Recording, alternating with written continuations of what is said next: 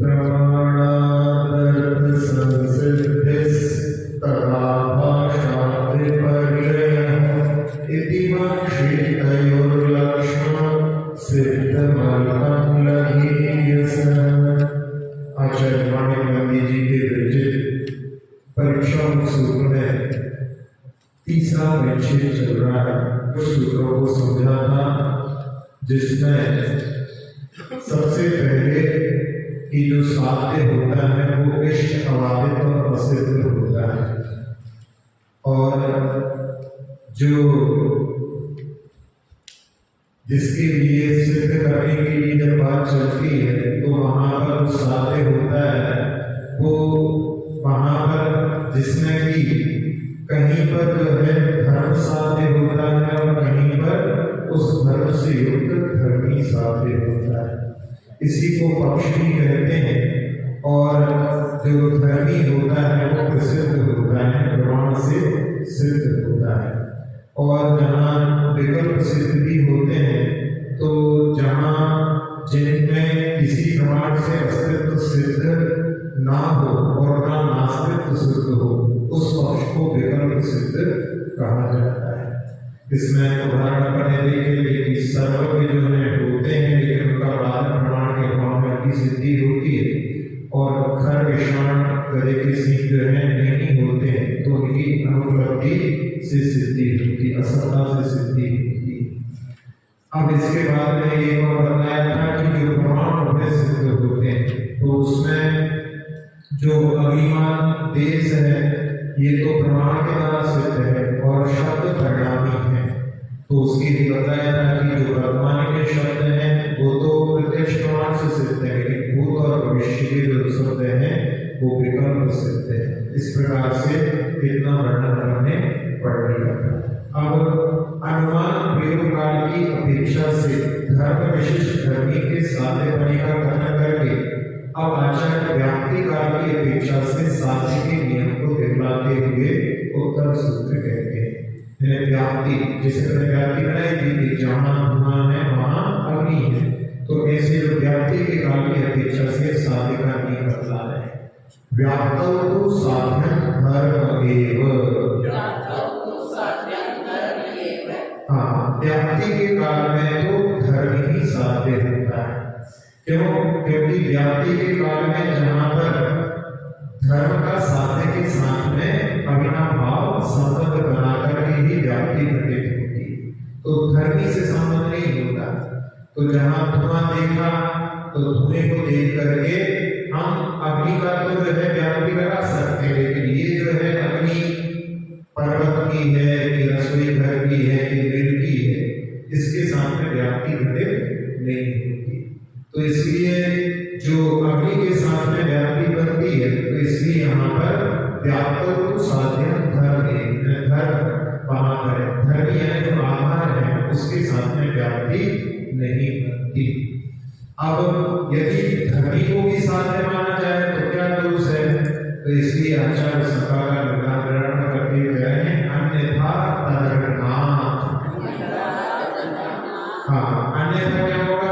व्याप्ति घटित नहीं होने से दोष आता है, क्योंकि जहां पर व्याप्ति जो है धर्म के साथ बनती है, धर्मी के साथ नहीं बनती है, फिर भी बनाएंगे तो फिर उसमें जो है दोष उत्पन्न होगा। तो इसके माध्यम से अन्यथा शब्द का अर्थ है कि अर्थ के विपरीत व्याप्ति बनाना।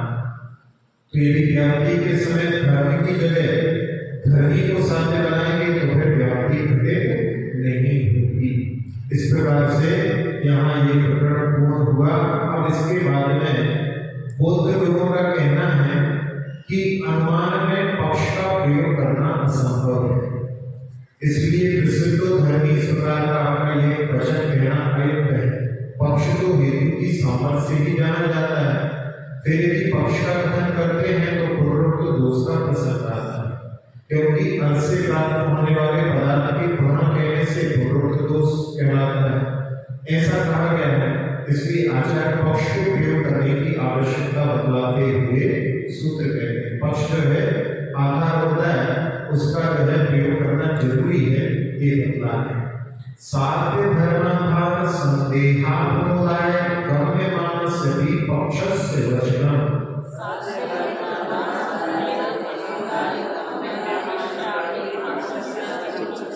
हाँ, साध्य धर्म के आधार के विषय में संशय को दूर करने के लिए, यानी आधार जहाँ पर वो धर्म है, धर्मी का जो है संशय को दूर करने के लिए गम्यमानस्य पक्षस्य, जो गम्यमान है स्वतः सिद्ध पक्ष है, फिर भी जो है उसका अभी वचन है उसका प्रयोग किया जाता है।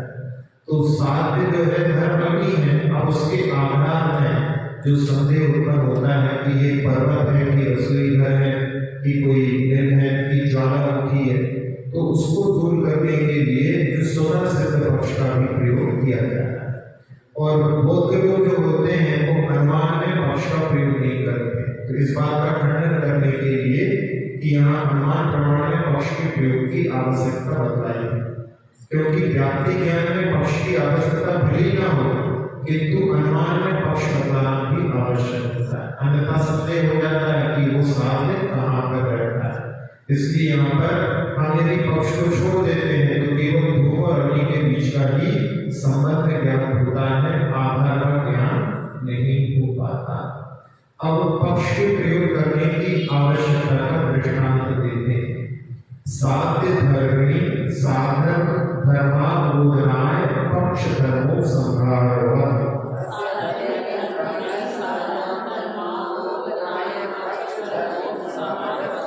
हाँ, साध्य धर्मी यानी साध्य से युक्त धर्मी में साधन धर्म अवबोधनाय, साधन धर्म का ज्ञान कराने के लिए पक्ष धर्म के उपसंहार के समान। अब ये 5 अंग होते हैं, उनमें का जो है स्वरूप अभी आगे आपके लिए समझ थोड़े से कठिन लगेंगे, लेकिन बाद में जब इनका प्रयोग देखेंगे तो फिर समझ में आ जाएगा। तो यहाँ इस स्थान में अग्नि है क्योंकि धूम है, धूम केतु है, इस स्थान में अग्नि धूम के माध्यम से अग्नि। अब इसमें क्या होता है कि यहाँ पर व्याप्ति की जहां जहां धूम होता है वहां वहां अग्नि होती है। ये हो गया।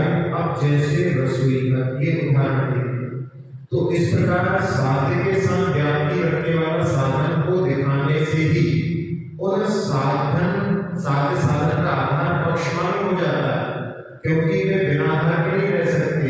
इसलिए यहाँ पर जैसे रसोई घर धूम वाला है, उसी तरह पर्वत भी धूम वाला है। तो यह उपनय जहाँ पक्ष में दोबारा जो है धूम का प्रदर्शन किया जाता है, इसलिए प्रयोग किया जाता है कि जिससे कि निश्चित पक्ष में साधन मालूम हो जाए। इसलिए यहाँ पर जो स्वतः सिद्ध होने पर भी पक्ष का प्रयोग किया जाता है।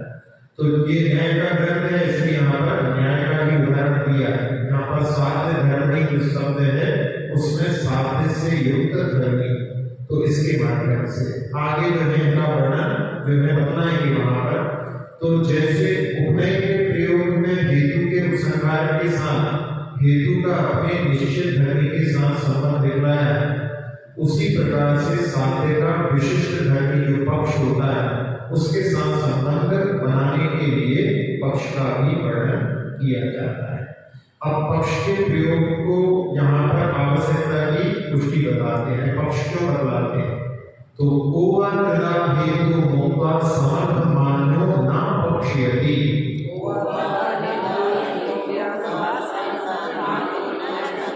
हाँ, ऐसा कौन होगा जो 3 प्रकार के हेतु को तो मानेगा, उनको कह करके और समर्थमान ना पक्ष्यति, यानी समर्थन करता हुआ भी पक्ष का प्रयोग नहीं करेगा।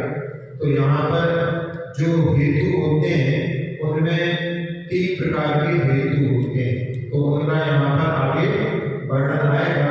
तो उसमें जो बोध होते हैं उनमें कार्य हेतु, स्वभाव हेतु और अनुपलब्ध हेतु, जिसके माध्यम से पक्ष वृत्ति, सपक्ष सत्य और विपक्ष व्यावृत्ति इनके माध्यम से उपलब्ध होती है।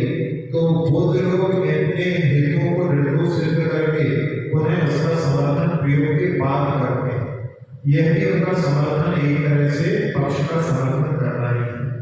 तो इनके लिए यहाँ पहले सूत्रों में जो 30-31 सूत्रों में अनुमान प्रयोग के काल में पक्ष की आवश्यकता पर जोर डाला गया है। अब जहाँ 5 अंग के बारे में मैंने आपको बताया था, तो उसमें सांख्य कहते हैं कि अच्छा पक्ष का प्रयोग करना मान लिया जाए तो अनुमान के 2 अवयव नहीं है, किंतु उसमें पक्ष, हेतु और दृष्टांत ऐसे 3 होना चाहिए इनके भेद से। फिर मीमांसा कहते हैं कि नहीं, प्रतिज्ञा, हेतु, उदाहरण और उपनय के भेद से 4 अवयव होना चाहिए। और योग कहते हैं कि प्रतिज्ञा, हेतु, उदाहरण, उपनय और निगमन ऐसे 5 अंग मानना चाहिए। तो इसमें जो है इन सब मतों का निराकरण करते हुए यहाँ पर स्वयं सिद्ध, प्रतिज्ञा और हेतु ये बस केवल 2 अंग जो है जैन धर्म में बतलाए गए।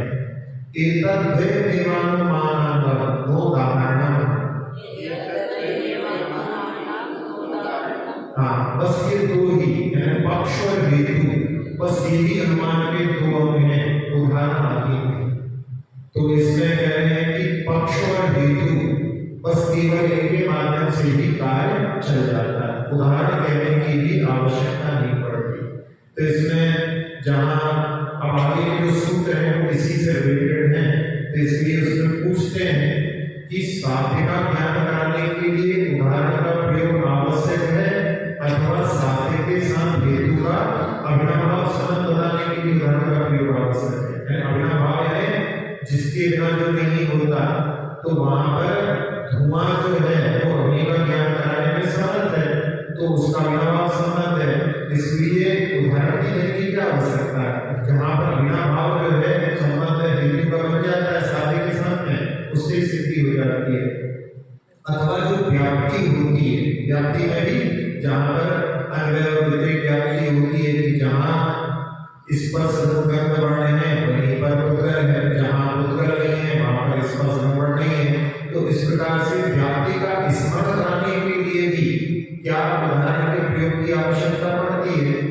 और इन 3 प्रकार के विकल्पों को उठा करके आचार्य से जो है दूषण देते हुए उदाहरण को अनुमान का अंग न होने के कारण बताते हुए पहला विकल्प जो साध्य का ज्ञान कराने के लिए भी उदाहरण के प्रयोग की आवश्यकता नहीं है, इस सूत्र को कह रहे हैं। नहीं तत् साध्य प्रतिपत्त्यंगम तत् यथोक्त हेतोरे व्यापारा।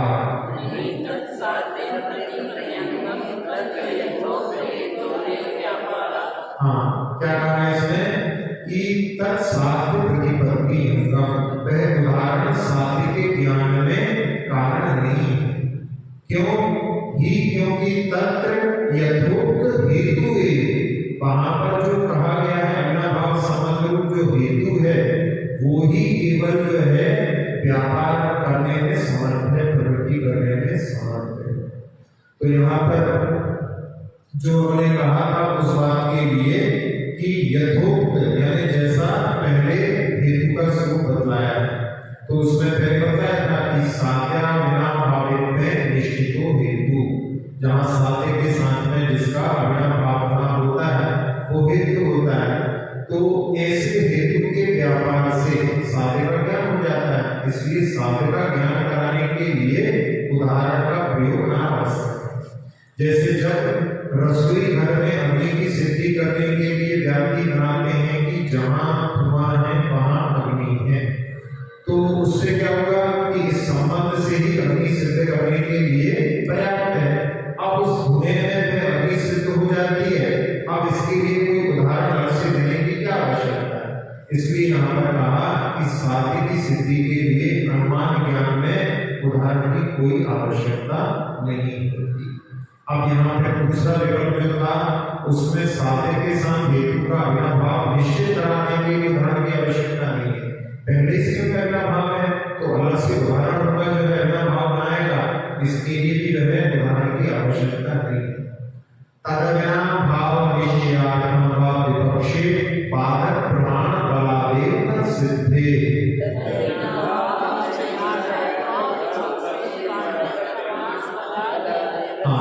अब उदाहरण जो होता है अविनाभाव के निश्चय के लिए भी कारण नहीं, क्योंकि विपक्ष में बाधक प्रमाण के बल से ही वह अविनाभाव सिद्ध हो जाता है। तो यहाँ पर जहाँ अग्नि नहीं है, मतलब जहाँ अग्नि का भाव जैसे कोई तालाब है, अब तालाब में क्या होगा, तालाब में धुआं ही निकलेगा। तो यहाँ जो है धुआं जहाँ पर है वहां पर अग्नि है। अब तालाब में अग्नि नहीं है तो वहां पर बाधक होना, यानी वहां पर धुआं का अभाव ही बाधक है। तो इसके माध्यम से उसकी सिद्धि हो जाती है। तो उदाहरण के माध्यम से वहां पर उनके जो है अविनाभाव को सिद्ध करने की आवश्यकता नहीं पड़ती। इसलिए बिना उदाहरण के भी अविनाभाव को जो है सिद्ध करने के लिए किसी, क्योंकि पहले से ही हेतु के साथ में, हेतु का जो है साधन के साथ में अविनाभाव सिद्ध है। अब आचार्य भगवान दूसरे विकल्प का शोधन करते हुए सूत्र कहते हैं, व्यक्ति रूपम च निदर्शनम सामान्येन तु व्याप्तिस्तत्रापि तद विप्रतिपत्तावनवस्थानम स्यात् दृष्टान्तरापेक्षणात्।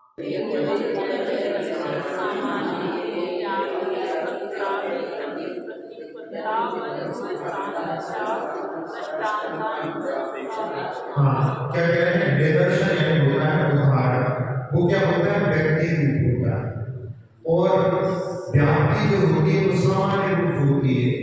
तो उस उदाहरण में भी जब कोई वहां पर जो है विवाद उत्पन्न हो जाता है तो उसके लिए फिर दूसरा दृष्टांत दो, तो इस प्रकार से अवस्था हो जाएगी। कितने उदाहरण हो गया, यानी जिसने व्यक्ति ने भी वहां जहां इसके लिए व्याप्ति का ज्ञान नहीं है कि धुआं जहां पर है वहां अग्नि है, इसका निर्धारण जिसको नहीं हुआ है, आप उसको जो है रसोई का उदाहरण दोगे तो उसके लिए व्याप्ति का ज्ञान न होने से फिर वो कहेगा कि ये हमें समझ में नहीं आया है, दूसरा उदाहरण दोगे, ऐसे एक के बाद एक कितने उदाहरण दोगे।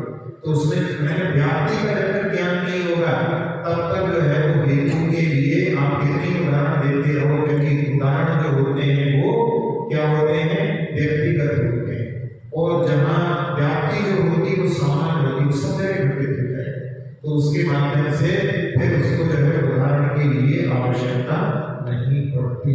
आप कह रहे हैं कि तीसरा जो बताया था उसमें विकल्प की व्याप्ति का स्मरण कराने के लिए भी उदाहरण के प्रयोग की आवश्यकता नहीं होती। नापि व्याप्ति स्मरणात्मक तथापि हेतु प्रयोगादेव तत्स्मृते।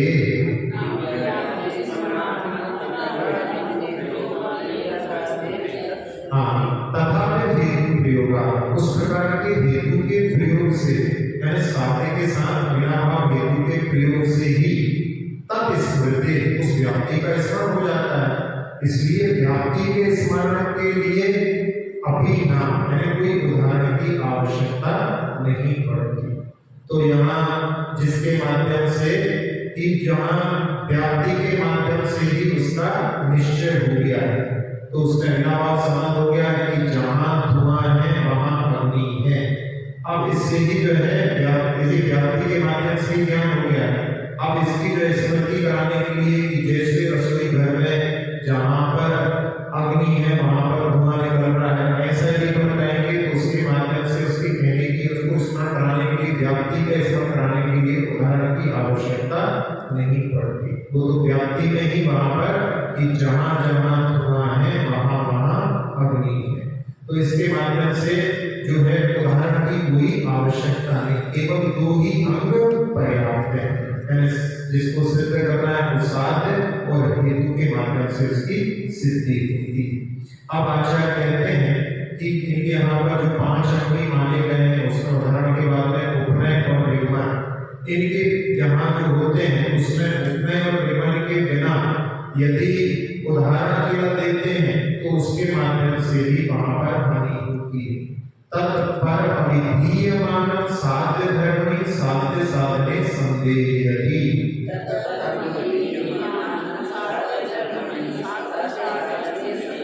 हाँ, साध्य धर्मी कर दिया था कि साध्य धर्मी में जो साध्य विशिष्ट धर्मी है उसमें साध्य साधने यानी साध्य के सिद्ध करने में तत्परमधीयमान इस उदाहरण मात्र को कहा जाए तो संदेह उत्पन्न हो सकता है। तो यहाँ पर कह रहे हैं कि रसोई घर में धुआं है इसलिए अग्नि है। इस प्रकार दिखाने पर भी जो अन्य पर्वत आदि में भी रसोई घर की तरह धुआं देखने पर अग्नि है कि नहीं, ये संदेह बनाया जाता है। संदेह का कारण इसमें यह है कि जिसको व्याप्ति का ज्ञान नहीं है तो वहां पर जहाँ धूम होता है वहां पर अग्नि होती है, तो उसके लिए वहां पर केवल उदाहरण दिखाने से उसके लिए फिर भी ज्ञान नहीं हो सकता। जैसे पहले बीच में भी आया था ये भाव, तो उसके कारण में व्याप्ति को साधन के साथ साधन का अविनाभाव संबंध दिखाने से ही बनता है, केवल उदाहरण दिखाने से नहीं बनता। इसलिए केवल उदाहरण का एक उदाहरण दे दिया, जहाँ उपमेय उपनय और निर्माण का वर्णन भी आगे आएगा, तो उनके माध्यम से जो है मतलब जहाँ उपनय निर्माण होते हैं वहां पर जो है उदाहरण भी उसके लिए वहां पर जो है समझने में सहायक होता है। इसलिए कह रहे हैं, अब इसी अर्थ को व्यतिरिक्त रूप से समर्थन करते हुए कहते हैं कि केवल उदाहरण का प्रयोग जो है संदेह करने वाला है, इसीलिए कुतोन्यथोपनयनिगमने अन्यथा जो है उपनय और निर्माण का प्रयोग क्यों किया जाता है? उदाहरण केवल नहीं, उसके साथ में उपनय और निर्माण भी हो तब वो बात पूरी समझ में आती, नहीं तो संदेह उत्पन्न हो सकता है। तो उसमें अब जो है यहाँ पर उसके लिए समझने के लिए देख सकते हैं कि यह पर्वत धूम वाला है, ये कहलाता है उपनय, क्योंकि इसलिए कि इसमें अग्नि है, ये कहलाता है निर्मल। उपनय में जो है हेतु को दोहराया जाता है और निर्मल में प्रतिज्ञा को दोहराया जाता है। माध्यम से यह उपनय और निर्मल का इस प्रकार प्रयोग करते हैं, तो पर्वत में अग्नि सिद्ध करने के लिए जहाँ रसोई घर का उदाहरण दिया, तो इस उदाहरण में ही साध्य और साधन रहते हैं, अन्यत्र नहीं, इस प्रकार का संदेह न हो जाए, इसलिए फिर उपनय और निर्मल में वहां पर इनको दोहराया जाता है। कहते हैं कि उपनय और निर्मल ये भी हनुमान के अंग हैं, तो उनका प्रयोग न करने पर असंदिग्ध रूप से साध्य का ज्ञान नहीं हो सकता। तो उक्त कथन का निषेध करने के लिए कि उपनय और निर्मल को भी हनुमान का अंग न होने का स्पष्टीकरण करने के लिए अगला सूत्र है। नाचापि तदंगे साध्य धर्मणि हेतु साध्यो रचनादेव असंशया।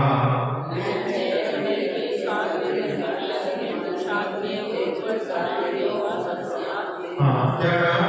साध्य धर्म वाले धर्मी में हेतु और साध्य के बोलने से ही संशय नहीं होता। उपनय और निर्गमन उस अनुमान के अंग नहीं है, मतलब मुख्य तत्व जो है दो में ही काम चल जाता है।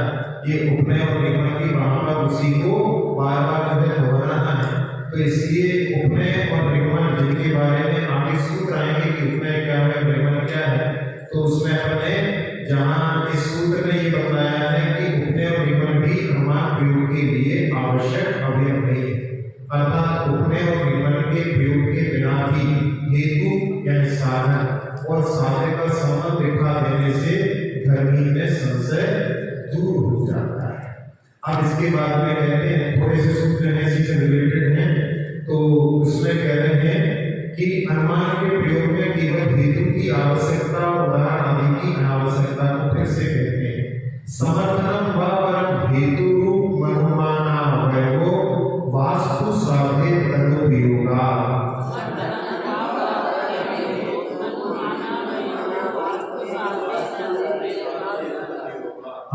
क्योंकि साध्य यानी साध्य की सिद्धि में उपयोग होने से समर्थन ही श्रेष्ठ है, यानी यहाँ पर हेतु को उपनय कह दिया जाता है और समर्थन कहलाता है, तो वो वहां पर उपनय कहलाता है, तो वो श्रेष्ठ वास्तविक हेतु का स्वरूप है। और तद अनुमान अवयव वह जो है अनुमान का अंग होता है। तो इसमें कह रहे हैं कि जहाँ बौद्ध लोगों का ऐसा कहना है कि हेतु का जो समर्थन है दोहराना अवश्य करना चाहिए, ये समर्थन ही हेतु का वास्तविक रूप है और इसे अनुमान का ही अवयव मानना चाहिए। तो यहाँ पर इस सूत्र में एक तरह से आचार्य के उपनय यानी जो हेतु को उपनय दोहराया जाता है वो उपनय कहलाता है, उसको भी अनुमान का अंग स्वीकार कर रहे हैं। इसलिए यहाँ पर अगले सूत्र में दृष्टांत अपने निर्माण को भी किसी विवक्षा से अनुमान के अंग स्वीकार करते हैं। मतलब ये जो चीजें हैं इनको यहाँ पर जैसे जहाँ पर 5 अंग हैं उनमें 2 अंग मुख्य हैं, बाकी के 3 अंग का भी प्रयोग करते हैं, तो उनका प्रयोग क्यों करते हैं उसको इस सूत्र में बताएं। बाल व्युत्पत्त्यर्थं तत्त्रयोपगमे शास्त्रे एवासौ न बाधेनुपयोगात्।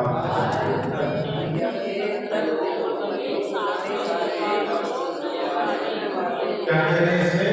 बाल व्युत्पत्त्यर्थं यानी मंद बुद्धियों को ज्ञान कराने के लिए तत्त्रयोपगे तीनों का कौन से उदाहरण उपनय और विवरण इनका जो है केवल बाद में उपयोग नहीं है, केवल शास्त्र में समझाते समय में ही इनका उपयोग होता है। जब वाद विवाद होता है वहां पर तो केवल सीधा हेतु दिया उसी से सिद्धि हो जाती है, फिर उसको जो है उदाहरण दो, उदाहरण के बाद में फिर जो है उसको रिपीट करो, उपनय के माध्यम से हेतु को रिपीट करो, प्रतिज्ञा को रिपीट करो, नियमन इनकी कोई आवश्यकता नहीं होती। तो यहाँ जब पठन पाठन किया जाता है तब उस समय जैसे कि लोग पढ़ रहे हैं और लोग ज्यादा ज्ञान के बारे में जानते नहीं है, तो इसके माध्यम से अपन यहाँ पर कि ये उनका जो है पुनः दोहराना, हेतु को पुनः दोहराना आदि ये केवल जो है समझाने के लिए है। तो जैसे बच्चों को समझाते हैं कि बच्चों देखो यहाँ पर धूम है इसलिए अग्नि है, और फिर बाद में उनको किसी पर्वत आदि में धूम दिखा करके अग्नि का अनुमान करा देते हैं, और उनके समय कहते हैं कि रसोई घर का उदाहरण दिया कि वहां भी धूम है इसलिए यहाँ पर भी अग्नि है। इस प्रकार से ये तीनों अवयव शास्त्र के समय में ही काम आते हैं, वाद विवाद के समय में शिष्यों को समझाया नहीं जाता। वहां तो जो पंडित होते हैं, विद्वान होते हैं, उनके बीच में जहाँ रखा जाता है तो उसमें फिर वहां पर इनकी आवश्यकता नहीं पड़ती। अब इसके बाद में जो है अगला प्रसंग अगला है, इसलिए कुछ रिलेटेड थे इसलिए हमको अपने हिसाब में देख दिया। अक्षर पद मात्रा से दूषित वचन अगर माहीन रहे, और प्रमाद कसाय के वचन सम्यक अर्थ विहीन, जिन वाणी माता मेरी उन सब त्रुटियों को क्षमा करे, दयाशीष शीघ्र हम सबको केवल रति रमाने, प्राप्त हमें हो बोधि समाधि परिणामों की शुद्धि हो, नित्य आत्म उपलब्धि हमें हो, शाश्वत सुख की सिद्धि। चिंतित वस्तुदा प्रेमाता चिंतामणियों प्रमाभाति, धर्मों वंदना पूर्ण हृदय से चरण रघु में यह पाती, कर जिन वाणी